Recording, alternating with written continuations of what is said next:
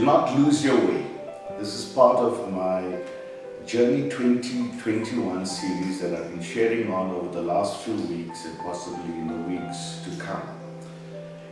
When there's a heightened emotions in trying situations, it's easy to be prone to error.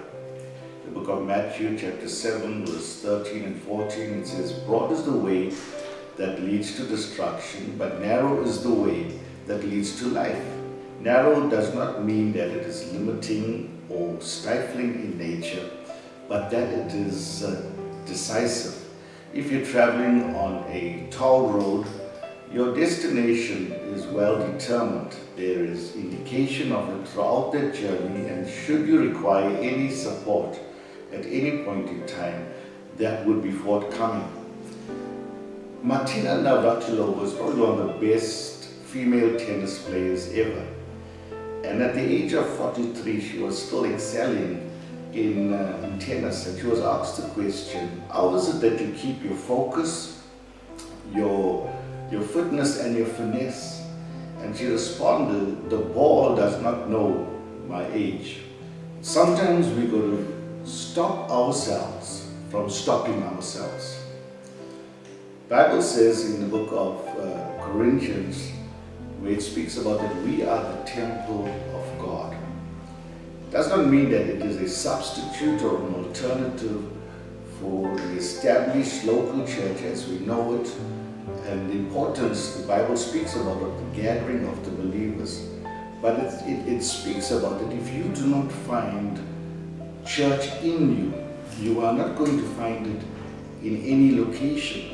And so it is more important that what is happening within you than that which is happening outside of you. And so when everything is falling apart around you, it does not mean that you need to fall apart. I want to share with you an account in the book of Isaiah chapter 5. There are many instances in the Bible that God's people found themselves in crisis situation because of the departure from the ways of God, the instructions of God. And this was one such account, and God began to speak through Isaiah to a nation that had fallen away, and as a consequence had fallen into the hands of the Babylonians. And in Isaiah chapter 5 verse 1 it reads, "Now I will sing to my well-beloved a song of my beloved touching his vineyard.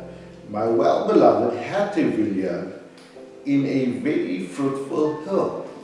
And he fenced it and gathered out the stones thereof, and planted it with the choicest vine, and built a tower in the midst of it, and also made a wine press therein. And he looked that it should bring forth grapes, but instead it brought forth wild grapes." We've got to be very careful that in whatever we are doing, that we produce the right outcome. This was a person that was well loved. He did everything that he should to ensure that he would produce a harvest that was acceptable. But to his amazement and to his horror, he found that instead of producing grapes, he produced wild grapes. Wild grapes does not have the same kind of taste or value, and it can also be toxic in nature. These are sour grapes. Sour grapes speaks about people that are not happy with your progress, or it speaks about people that are not happy with their failures. And so it's not the type of fruit that we should reflect in our nature, that of sour grapes. There are times when we've done everything that we should, but we cannot cope with the outcome despite us having done everything right. What do we do in such situations? And this was a case in point. Another instance and another principle that we need to understand is that God cannot participate if it is outside of the faith regime. And many times we're expecting certain outcomes. And when things do not materialize, we say, "God, but why isn't this happening. Simply, God does not participate if it does not reflect the culture of faith. It does not reflect selflessness. It does not reflect goodwill to mankind. And it does not reflect the respect and the honor we should have to the one that is the sovereign God of the universe. Another principle that is very important is that grace does not attach itself to the passive. Unless we are geared to be progressive, not just for ourselves, but we need to be progressive in matters of the work of God, we will not attract grace that is required in our lives.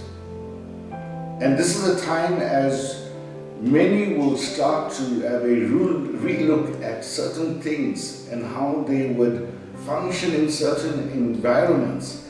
It is important to have this kind of understanding. Do not lose your way. The journey that you've started on is a journey that you need to continue on regardless of what is going on. May God bless you.